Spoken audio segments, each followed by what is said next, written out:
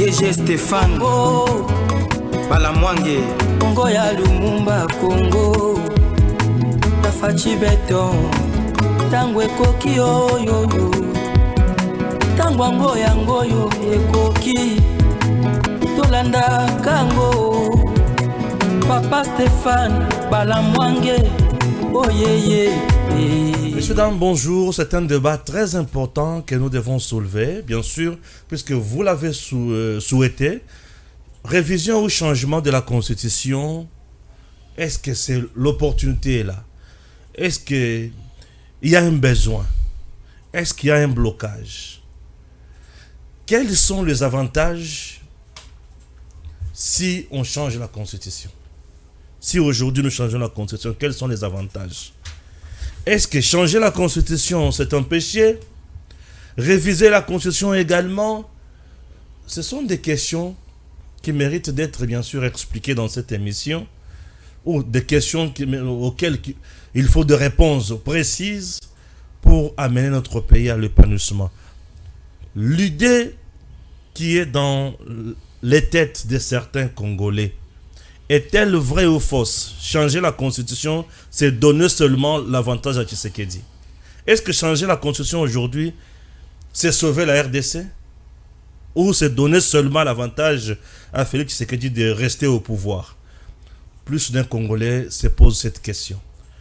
Du côté de l'opposition, il y a déjà des débats, des colloques, des forums qui sont organisés, des marches envisagées, des campagnes et consorts.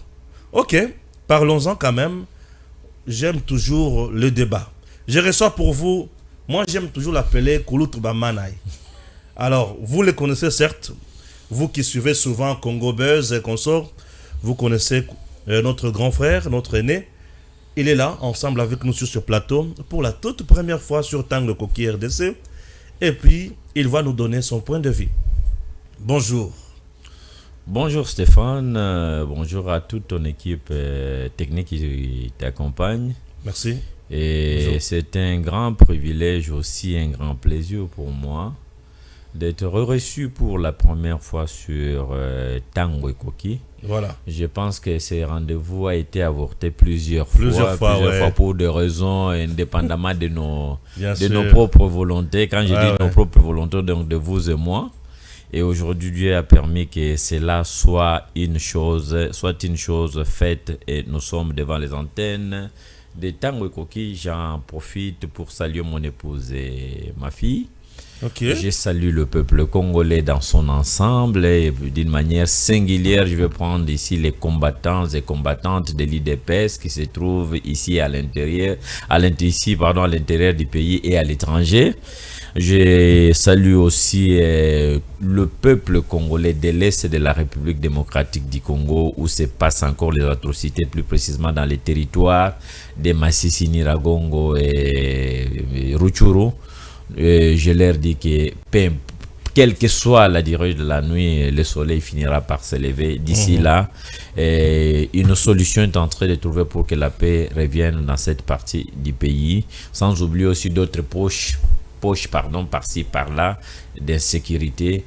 Nous disons toujours que le Seigneur puisse accorder la sagesse et l'intelligence et surtout la capacité de pouvoir bien mener la politique, surtout sur le plan sécuritaire du pays, à son serviteur Félix Antoine Tshisekedi Tshilombo. Je l'appelle serviteur parce qu'une fois accédé à la magistrature suprême lors de son premier quinquennat, il avait recommandé ce pays entre les mains du Seigneur. Mais je le rappelle aussi qu'il est dans son deuxième quinquennat, qu'il fasse la même chose. Merci. Je le salue là où il est. Très bien, une très bonne chose. Voilà. Nous parlons aujourd'hui de la révision ou changement de la Constitution. L'opportunité, le blocage, les avantages. Et voilà. Constitution de notre pays. La constitution de la RDC, lorsque vous la regardez, vous l'analysez, pour avoir compris, qu'est-ce que vous pouvez d'abord nous donner comme idée maîtresse de cette constitution avant d'attaquer notre sujet? Merci beaucoup Stéphane. Vous savez, nous ne sommes pas dans un pays qui n'a pas ce qu'on appelle les boussoles, en termes beaucoup plus de ce qu'on appelle les techniques appliquées. Quand vous prenez un avion, il y a un GPS qui a remplacé ce qu'on appelait boussole à l'époque, qui montre, qui retrace même le parcours ou l'itinéraire que l'avion est appelé à suivre. Donc il y a de ces pays qui n'ont pas cet instrumentum que nous appelons la Constitution, entre autres le Royaume de la Grande-Bretagne.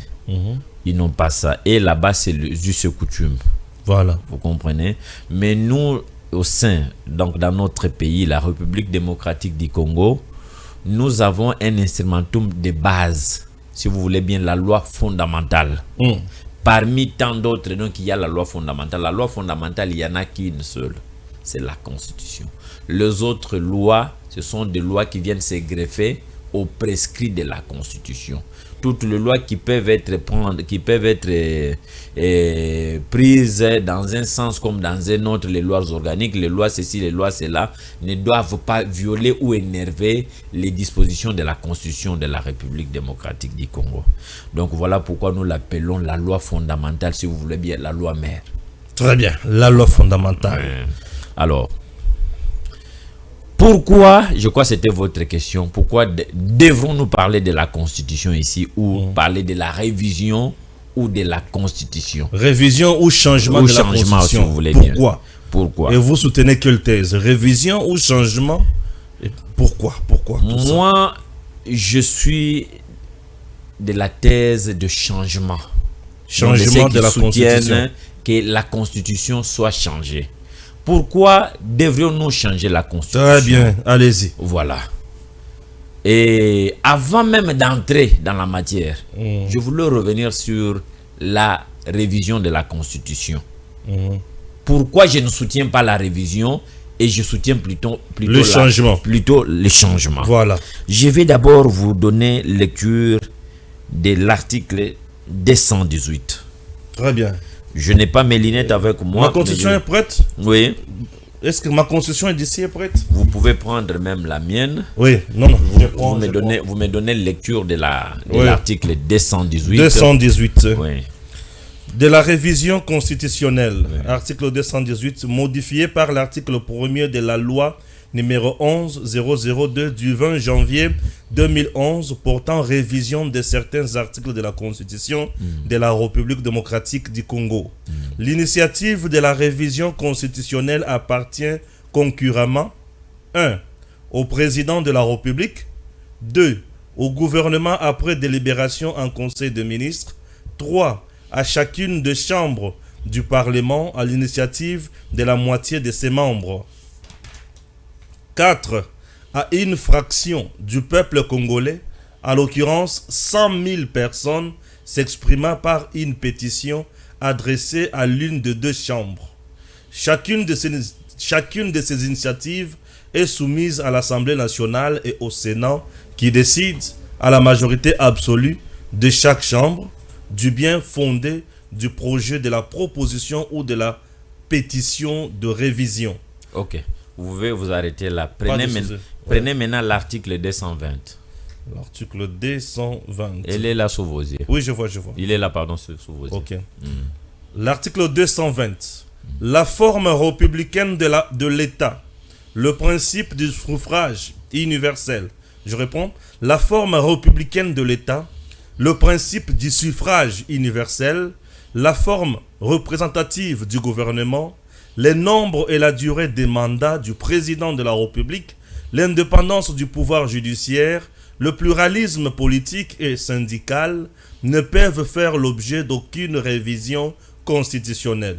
Est formellement interdite toute révision constitutionnelle ayant pour objet ou pour effet de réduire les droits et libertés de la personne ou de réduire les prérogatives des provinces et des entités territoriales décentralisées. Merci beaucoup Stéphane pour cette lecture. Donc nous avons d'abord, dans l'article 218, nous avons parlé de l'initiateur ou les initiateurs, l'idée même de faire la révision constitutionnelle, ça peut venir de qui? L'article 218 nous a énuméré la catégorie des personnes qui qui sont habilités au regard de la présente constitution pour initier la révision constitutionnelle. Vous avez le président de la République, 2, vous avez le gouvernement, 3, vous avez les 2 chambres de parlement réunies en congrès, et 4, enfin, la population par ce qu'on appelle les mécanismes de la pétition d'au moins 100 000 signatures. Mais toute cette démarche doit être soumise à l'Assemblée nationale, ce que dit la présente constitution. Donc, nous disons exactement ceci. Révision de la constitution, c'est une démarche constitutionnelle. Mais pourquoi moi je ne m'inscris pas à cette démarche? Puisque la démarche est constitutionnelle. Donc, bien qu'elle soit constitutionnelle, moi, Eric Bamanaï, en tant que juriste, je ne suis pas obligé seulement d'y adhérer. Pourquoi? Parce qu'aujourd'hui, certaines dispositions qui fâchent au sein de notre constitution, on ne peut pas y toucher. Comme lesquelles? Comme par exemple, je vais parler du mandat du président de la République. Ce n'est pas trop, mais plutôt le problème lié au mode de scrutin. Oui. Vous comprenez? Et donc le suffrage universel direct pour certaines élections et le suffrage universel indirect pour d'autres scrutins. Quand je parle de suffrage universel direct, nous avons le président de la République qui est élu au suffrage universel direct. Par le peuple. Par le peuple. Bien sûr. Donc, nous avons le député nationaux, les députés provinciaux et les municipaux, si vous voulez bien. Les conseils municipaux. Les conseils municipaux, ils sont élus par ce qu'on appelle suffrage universel direct, si vous voulez bien, le peuple. Bien sûr. Mais maintenant, lorsque nous analysons la manière dont ces choses se font, il y a à boire et à manger. Lorsqu'on parle de la corruption, d'abord, rien que pour élire les députés provinciaux, les députés nationaux, qu'est-ce qu'on n'a pas entendu? Qu'est-ce qu'on n'a pas appris? Qu'est-ce qu'on n'a pas vu dans ces pays? Donc, vous voyez que ces choses sont en train de nous mettre encore le bâton dans le roue. Nous ne savons pas avancer, bien que notre démocratie étant une démocratie balbutiante, mais il y a encore trop de tard, si vous voulez bien, trop de ratés. Mais là où je vais encore enfoncer le clou, c'est lorsque nous allons vers ce qu'on appelle les élus des élus. C'est là où le gouverneur et le sénateur. Oui, là où les bas blessent. C'est là où la corruption ne porte plus les habits. La corruption marche nue au vu aussi de tout le monde.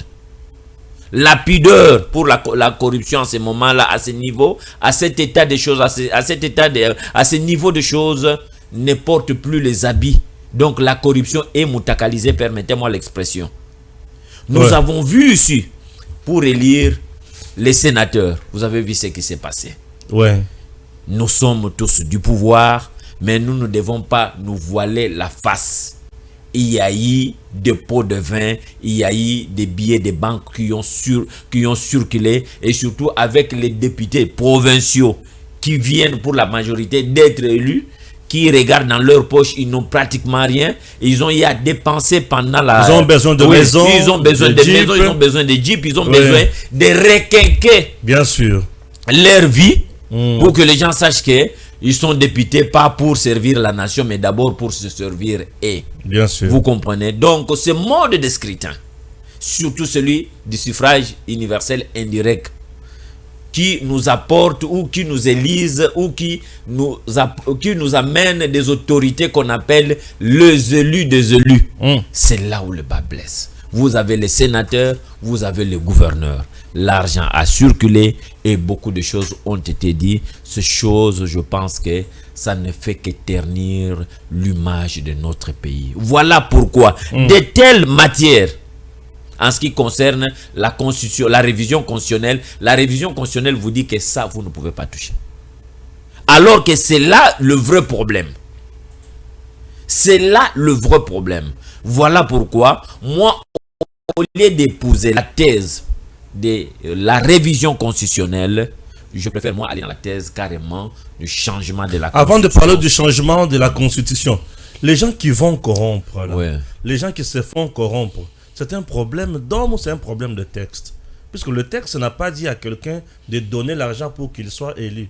Mais c'est la société congolaise, au contraire, qui a épousé des mauvaises pratiques pour arriver au pouvoir. Vous ne voyez pas? Stéphane, il y a un adage latin qui dit, je préfère le dire directement en français, la Oui. fraude corrompt tout. Ouais. Vous comprenez? Donc ici, la fraude d'abord en soi et la corruption, si vous voulez bien, c'est une infraction. Quand vous allez dans l'arsenal juridique congolais, vous allez trouver que la corruption, c'est une infraction. Quand on sanctionne cette infraction, on ne sanctionne pas seulement une seule personne. On sanctionne et les corrompus et les corrupteurs. Maintenant, c'est un problème. Moi, je me rends compte que ce n'est même pas un problème de la Constitution, mais plutôt un problème de politiciens ou de la classe politique qui dirige. Oui, vous me dites que ce n'est pas un problème de la Constitution, mais moi je vous dis que dans ce mode de scrutin, des suffrages universels indirects, où ce sont les élus qui élisent d'autres élus, Ouais. vous comprenez, il se passe beaucoup de choses. Je pense que cette Constitution, lors de son élaboration, les constituants n'avaient pas mis beaucoup de garde-fous, n'avaient pas mis beaucoup de barrières. C'est comme s'il avait laissé une marge. Si, dans le comportement de ceux qui votent, au regard de la Constitution, il n'y a pas d'infraction, au regard de lois qui accompagnent cette Constitution, il y a des infractions. Ouais. Il y a des infractions. Et l'infraction, les quelques infractions que nous avons énumérées, nous avons la fraude et nous avons la corruption. Et ce sont des infractions qui relèvent du droit commun, qui, en ce moment-là, amènent celui qu'on appelle le procureur général près la Cour de cassation, puisque certaines personnes se trompent encore, continuent à parler du procureur général de la République, depuis qu'il y a eu l'éclatement de la Cour constitutionnelle de l'époque. Nous avons aujourd'hui de la Cour suprême de l'époque, nous avons aujourd'hui la Cour constitutionnelle qui est une juridiction qui fonctionne telle que vous le connaissez, et nous avons la Cour de cassation qui est une juridiction de droit commun, et nous avons aussi le Conseil d'État qui est une juridiction administrative, ajoutée à cela la Cour des comptes. Vous comprenez? Très bien. Donc la juridiction de droit commun, lorsque la Constitution n'a pas sanctionné un comportement d'un citoyen public, député soit-il, quelque part la juridiction de droit commun qui est la Cour de cassation doit chercher donc le magistrat attaché auprès de cette cour a la mission d'aller à la recherche des infractions, quelle que soit la personne qui les a commises. Même si c'est un député, s'il faut solliciter la levée de ses immunités pour qu'il soit jugé, au regard de l'infraction qu'il a commise, ça sera fait. Donc ici, moi je pense que ce n'est pas parce que la Constitution ne dit mot, mais les textes légaux qui accompagnent la Constitution disent quelque chose. Et ces textes-là ont été élaborés en suivant des différents articles de la Constitution.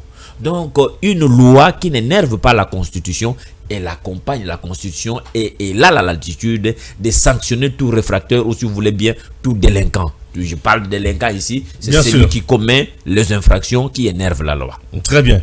Parlons alors du changement de la Constitution. Oui. Ou soit, avant de parler du changement de la Constitution, là, nous voulons maintenant aborder un aspect qui va fâcher totalement la Constitution en quelque sorte, puisque la Constitution n'a pas prévu, pour moi, le mécanisme du changement, mais plutôt de la révision. Maintenant, d'où vient le problème du changement de la Constitution? Nous allons tirer ça d'où? Merci beaucoup, Ça n'existe Stéphane pas dans la Balamwangue. Constitution. Je n'ai pas mes lunettes avec moi. Lisez l'article 221. L'article 221. Pour autant qu'il ne soit pas contraire à la présente Constitution, les textes législatifs et réglementaires en vigueur restent maintenus jusqu'à leur abrogation ou leur modification. Ok. Vous comprenez? Donc, les textes législatifs en vigueur restent. Qu'est-ce que dit la loi? Pour autant qu'il ne soit pas contraire à la présente Constitution, les textes législatifs et réglementaires en vigueur restent maintenus jusqu'à l'abrogation, ou leur modification. Donc, dans l'article 221, on vous donne la possibilité. Donc, c'est là où moi je dis que c'est là, puisque lorsque la Constitution est encore en vigueur, donc ça vous donne la possibilité de comprendre que cette Constitution peut être changée. Donc, la Constitution, la présente Constitution, l'abrogation, donc ça peut être abrogé. Et là, nous allons passer à une nouvelle constitution qui va nous amener dans ce qu'on appelle la 5e République.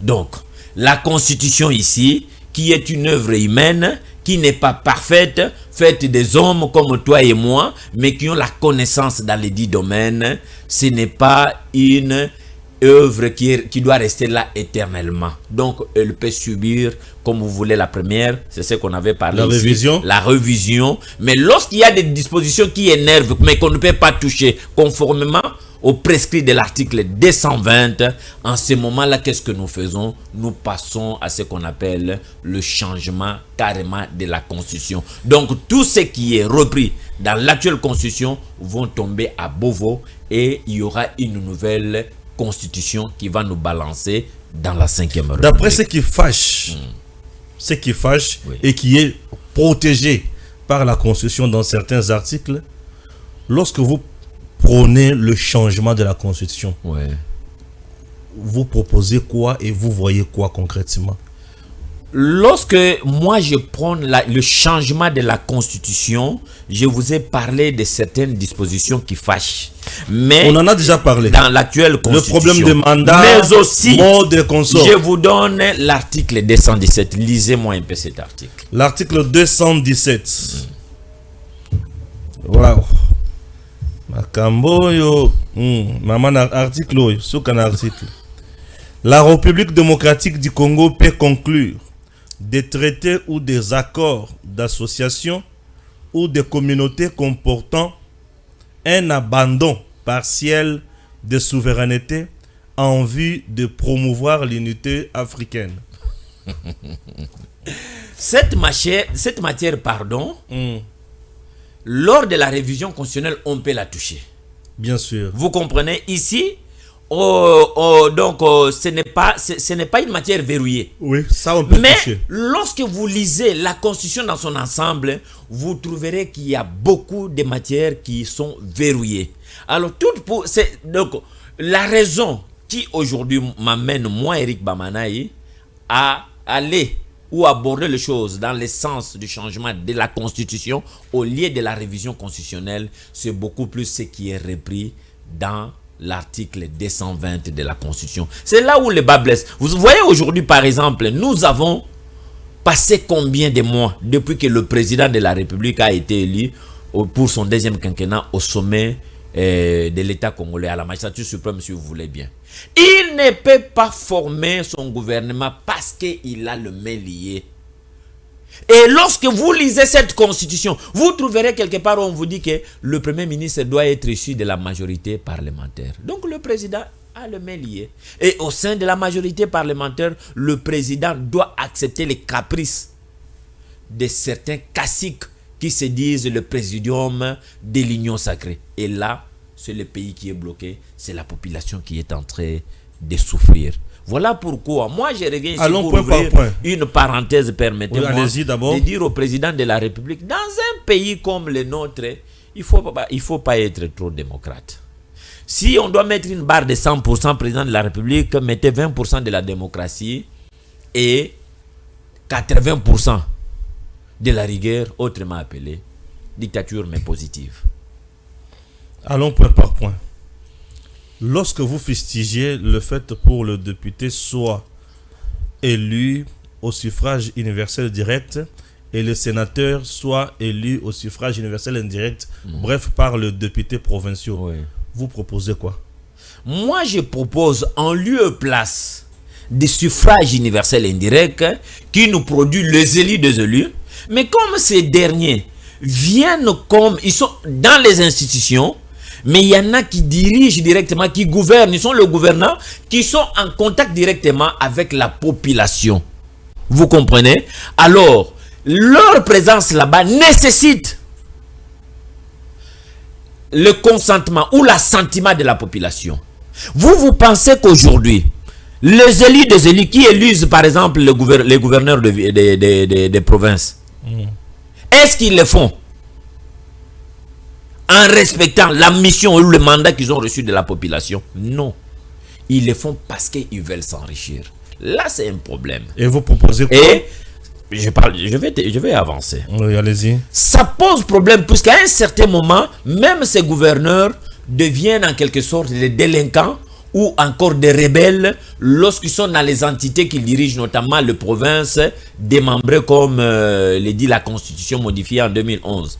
Donc, au lieu de se considérer comme de représentants du chef de l'État dans les provinces qui sont le leur, vous verrez que si le gouverneur est d'obédience, par exemple, de l'opposition, d'un parti politique donné, et lorsqu'il se met à diriger la province, il oublie qu'au-dessus de moi, il y a un chef de l'État dont je suis représentant en ce lieu.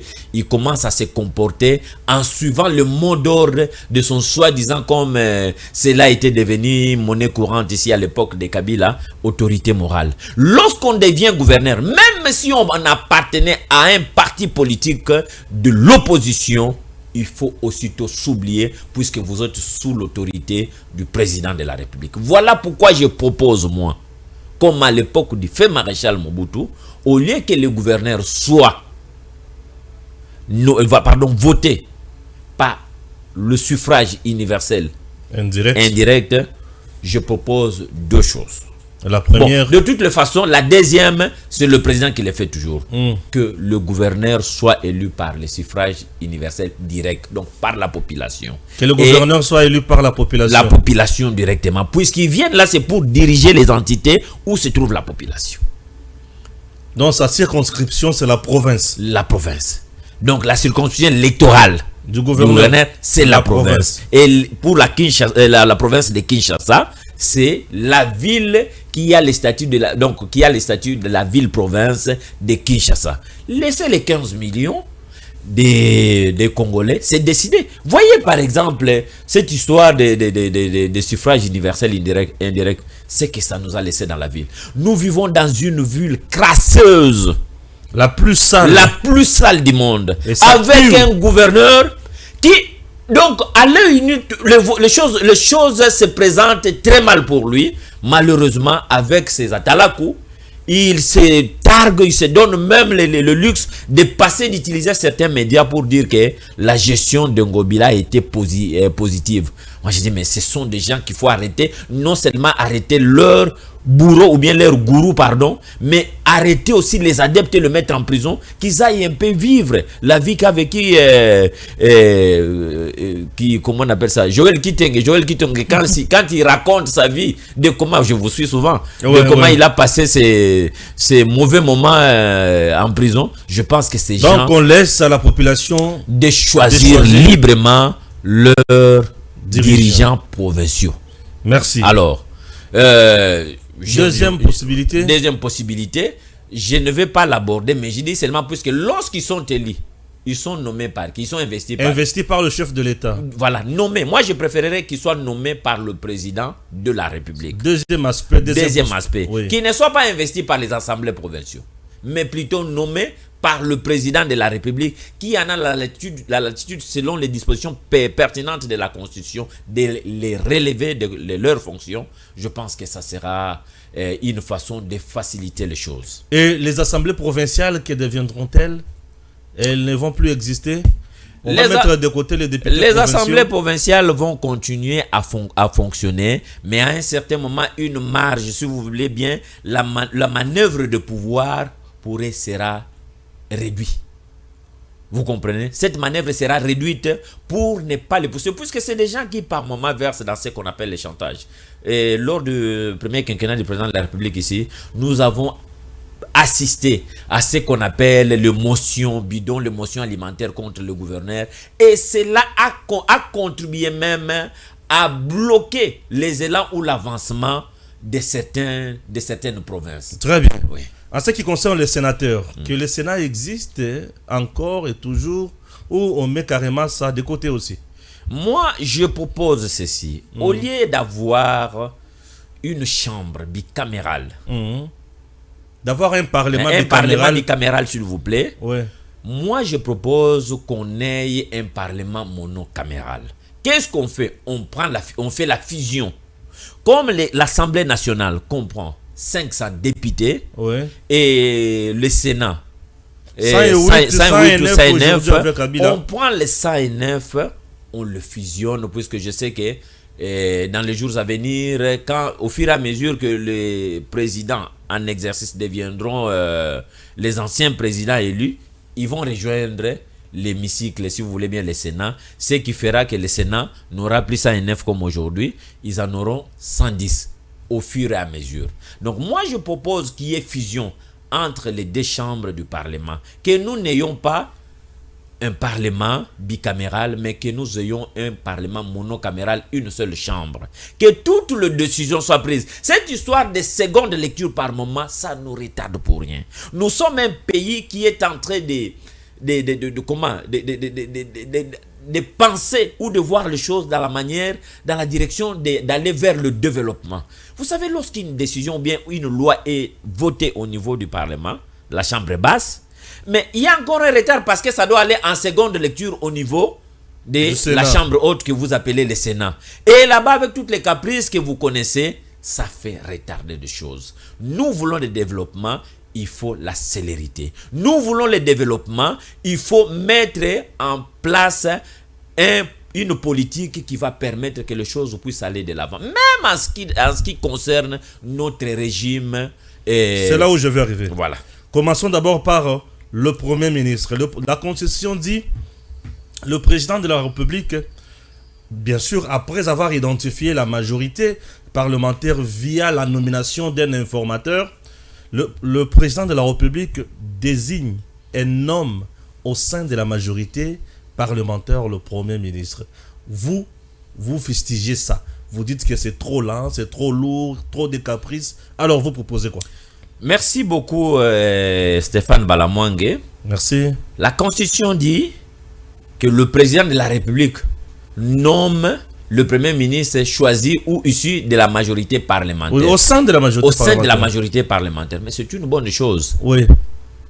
D'une part. Mais d'autre part, c'est une mauvaise chose. Pourquoi? Parce que si nous prenons l'exemple du Sénégal, les gens sont en train de donner cet exemple-là à tort et à travers. Nous avons l'instrumentum de base qui est la loi fondamentale. Qu'est-ce que cette loi fondamentale nous dit? Que le président de la République nomme le Premier ministre issu de la majorité parlementaire. Mais aujourd'hui, avec cette majorité parlementaire qui est devenue capricieuse, d'abord, nous avons cette majorité parlementaire qu'on appelle l'Union sacrée, qui est composée de plusieurs partis politiques. Et lesquels des partis politiques sont en train d'exiger des choses au président de la République avant d'investir le gouvernement. 5 mois, 6 mois aujourd'hui, le pays est pratiquement aux arrêts. Donc la Constitution a des lacunes. L'une des raisons encore que je vais avancer pour soutenir mon argumentaire de carrément changer la Constitution. Qu'est-ce que moi je propose? Moi je propose que nous puissions quitter ce régime parlementaire, si vous voulez bien, semi-présidentiel, et que nous puissions aller ou passer à ce qu'on appelle le régime présidentiel, où le président de la République n'a pas une large, comment on appelle ça, a des prérogatives qui lui permettent de lui-même nommer le Premier ministre qu'il choisit, même si c'est au sein de sa famille politique. Parlementaire soit-elle, mais qu'il choisisse lui-même celui qui veut et qui demande seulement des listes à tous ces sociétaires qui sont avec lui au sein de l'Union sacrée. Envoyez-moi des listes, et les listes sur lesquelles lui-même va commencer à trier qui prendre et qui ne pas prendre, au lieu de continuer sur cette lancée qui a carrément aujourd'hui mis les pays par terre. J'apprends même qu'il y a des réunions qui se passent au niveau de l'hôtel du fleuve, où il y a encore des tractations, le patron des partis politiques et des plateformes, des plateformes politiques qui continuent encore à revendiquer ce qu'on appelle la part du lion ou à réclamer la part du lion. Cependant, le pays et la population qui les a élus, qui les a donné mandat, est en train de croupir dans la misère. Stéphane, je suis de l'IDPS.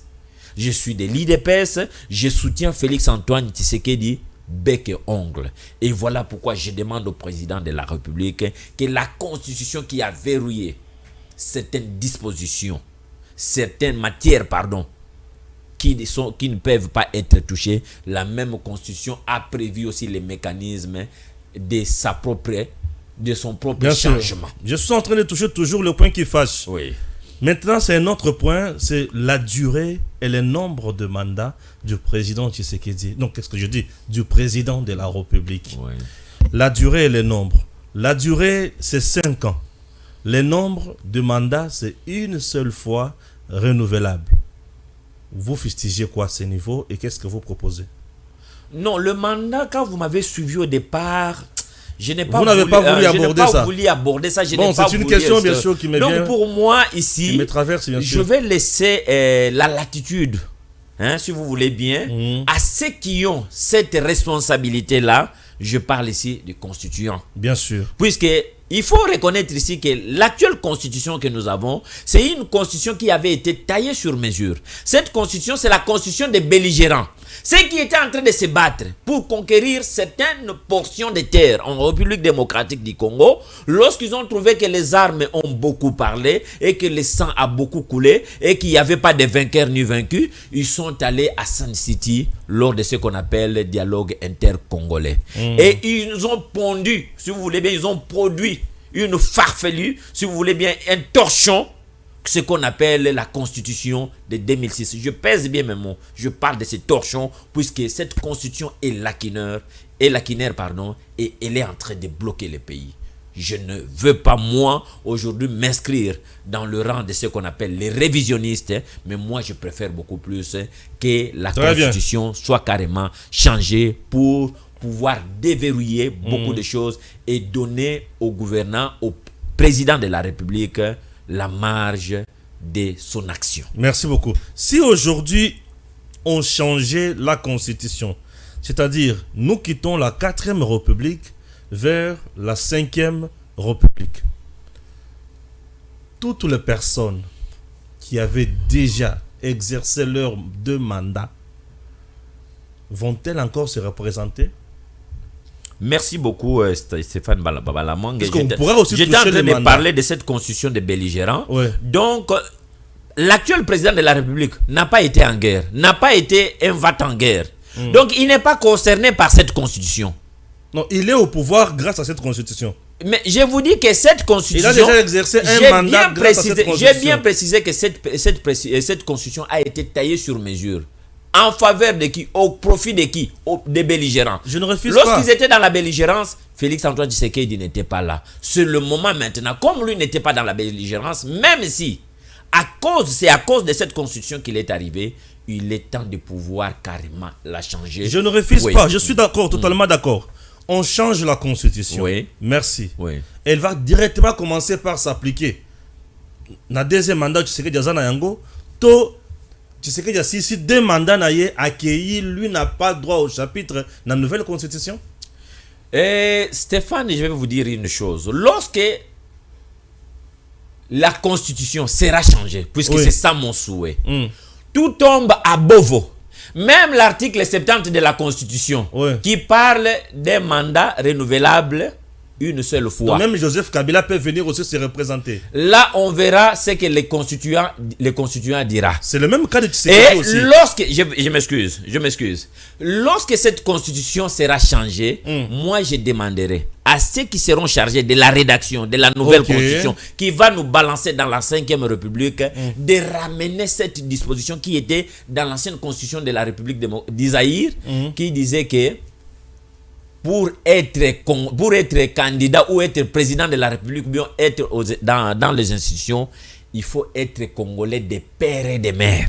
Je dis bien, je précise, des pères et des mères. Ça sera une possibilité de pouvoir soutenir la loi Tiani. Cette disposition a existé dans notre constitution passée de la République d'Isaïr. Donc aujourd'hui, la ramener dans la nouvelle constitution, ça ne sera pas inventer la roue, puisque la roue avait déjà été Oui, ça inventée. va bloquer les gens qui ont des doutes sur leur nationalité. Oui. Mais pour les gens ayant déjà consommé 2 mandats, oui, un mandat une seule fois renouvelable, ces gens-là, la catégorie de ces gens-là, vont-ils encore se représenter ou c'est fini? Je continue encore à rappeler ici. Oui. Stéphane, lorsque c'est tabou la rasa. Lorsqu'on va mettre cette histoire, lorsqu'on va mettre la nouvelle constitution en place, je dis bien la nouvelle constitution, pas la constitution révisée, mais la constitution changée, ça va nous balancer vers la 5e République avec de nouvelles réalités. Si on dit par exemple que même ceux qui étaient des anciens candidats, ceux qui étaient des anciens présidents, ayant déjà consommé leurs 2 mandats, oui, s'ils doivent revenir, mais il y aura quand même une sorte de verrou. Ce verrou, ça sera beaucoup plus sur la nationalité d'origine, être des pères et des mères. Même si vous avez été président de la République, mais lorsqu'on revient, on trouve que vous avez utilisé le manœuvre, donc le dol, le mensonge, pour pouvoir nous imposer nous décliner votre identité, votre nationalité d'origine congolaise, vous serez rattrapé cette fois-ci par cette nouvelle constitution. Mais là, les gens aussi risquent de dire que c'est un point qui sera juste inséré dans la constitution pour bloquer seulement Kabila et ouvrir la porte à Tshisekedi. La constitution, que ça soit l'actuelle constitution. Elle sera aussi taillée sur mesure. Je m'excuse. La constitution, que ça soit l'actuelle constitution. Que ça soit l'ancienne constitution. Non, la nouvelle constitution. Ce sont des textes de base qui sont impersonnels.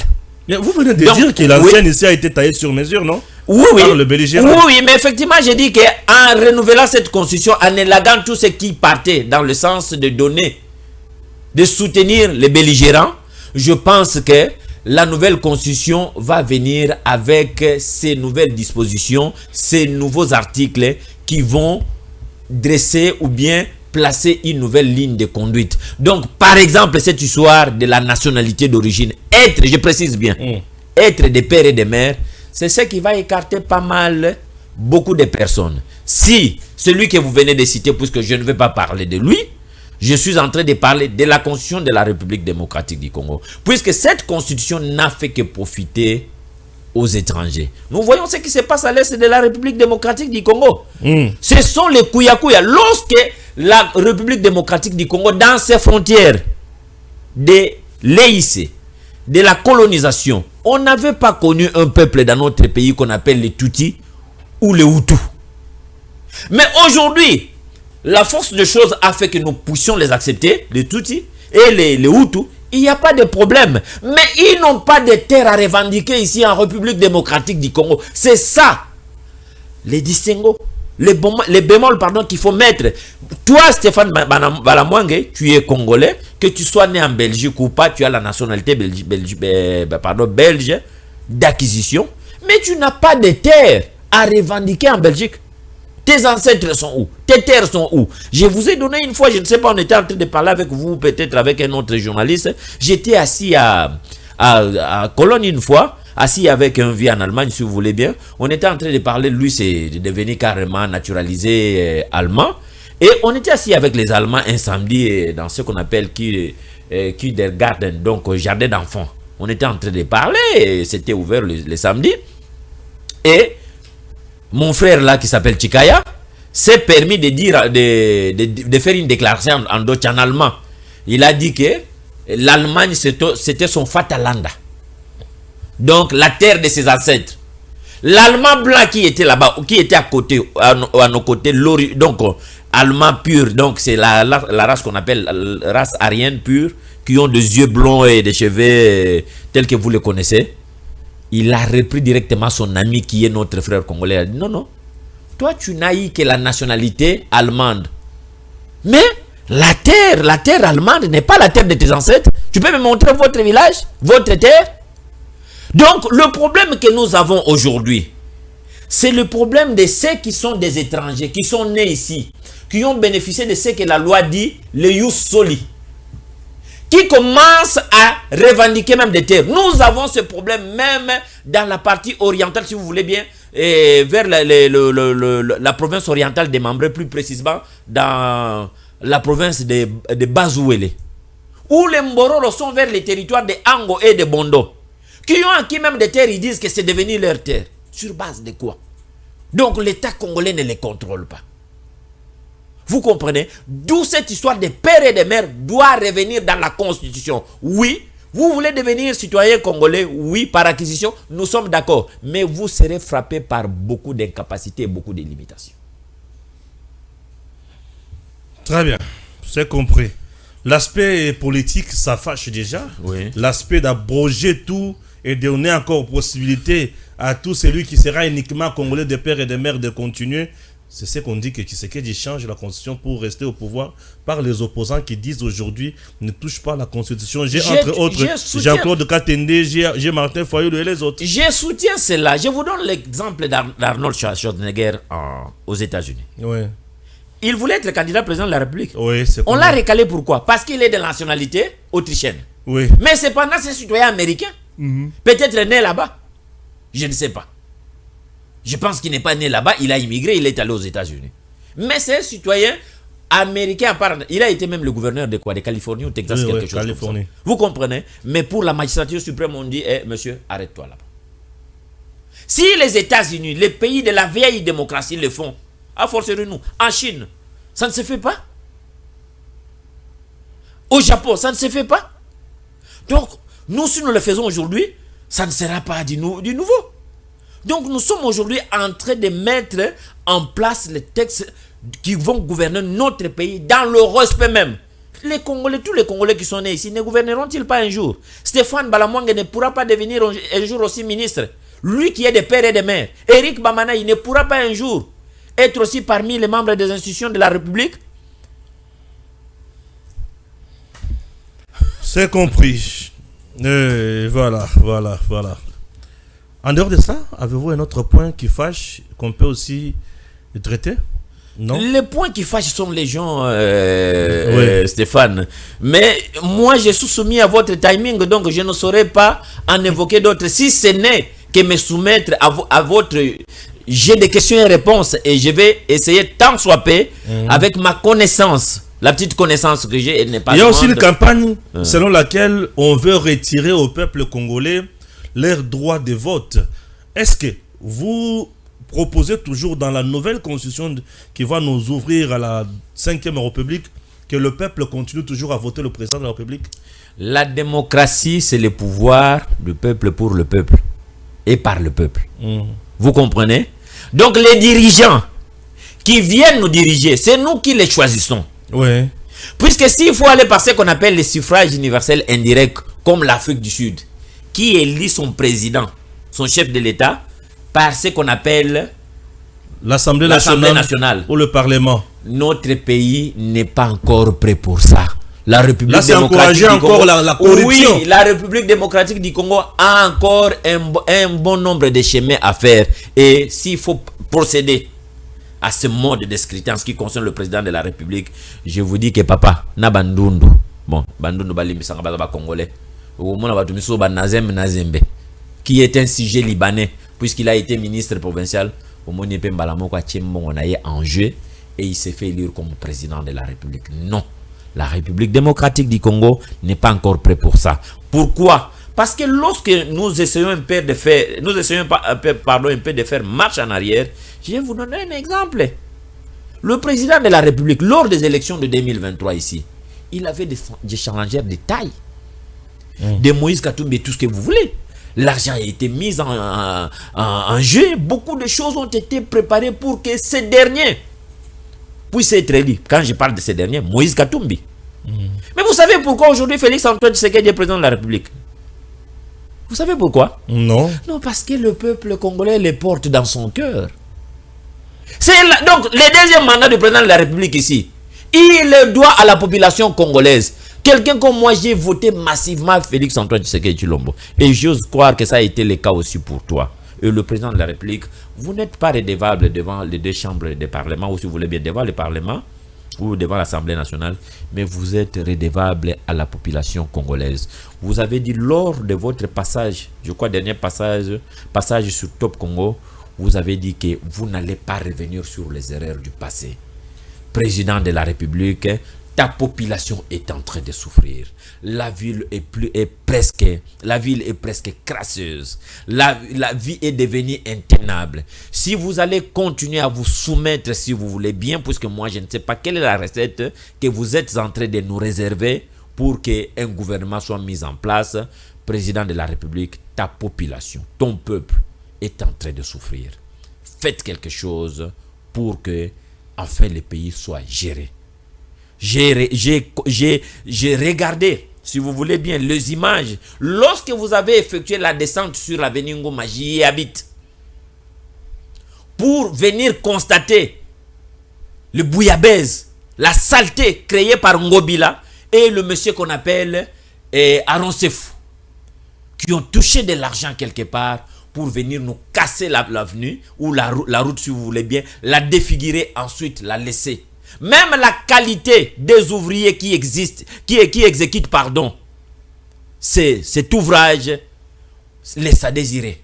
Il y a des endroits où on nous a construit des pavés avec les barres de fer de 6. Numéro 6, si vous voulez bien. Monsieur le Président, sur un terrain accidenté, comme celui d'Engaliema, plus précisément, la route, si vous voulez bien, la route Matadi, il fallait une armature consistante. Bon, ce qui est fait. Mais, monsieur le président de la République, le ministre Guizaro, l'actuel ministre des Infrastructures, au lieu de rester même calme, il s'est permis de passer sur les antennes de Top Congo cette semaine pour dire que la route Nguma allait être ouverte le mercredi. Nous sommes aujourd'hui le mercredi. Le mercredi, c'était hier. Malheureusement, la route n'a pas été ouverte aux usagers de la route. Cette même personne était passée il y a peu, je crois l'année passée, pour nous dire qu'ils ont lancé l'opération Zéro Trou. Président de la République, s'il vous plaît, donnez plus de pouvoir au pouvoir judiciaire, aux magistrats, de pouvoir poursuivre ces gens. En lieu place des Zéro Trou, nous en avons eu des millions de trous. Aujourd'hui, il n'existe plus de route. Même Ngobila est incapable d'arranger la route qui est derrière l'hôtel de ville, notamment l'avenue Tombalbaye, là où se trouve mon bureau. Président de la République, où allons-nous avec toutes ces choses? Vous n'avez pas besoin d'être trop démocrate, mais vous avez besoin, pour ramener les choses à l'ordre, amener même une dose de dictature positive, je précise, à 80%. Merci beaucoup. Merci. Ça a été pour nous un plaisir de recevoir pour vous Monsieur Eric Bamanaye sur ce plateau. Et surtout, je demande aussi, le nouveau gouverneur de la ville de Kinshasa est déjà connu. Monsieur le Président de la République, prenez l'ordonnance, nommez-les pour qu'ils se mettent au moins déjà au travail. Nous avons des problèmes d'électricité, nous avons des problèmes des eaux, les problèmes d'insalubrité. Monsieur le Président de la République, en attendant que l'équipe gouvernementale, le gouvernement central soit installé, vous pouvez déjà prendre des ordonnances pour nommer les différents gouverneurs qui ont été élus par les différentes assemblées provinciales. Nous avons dit. Merci et à très bientôt. Merci. Tango ekoki oyo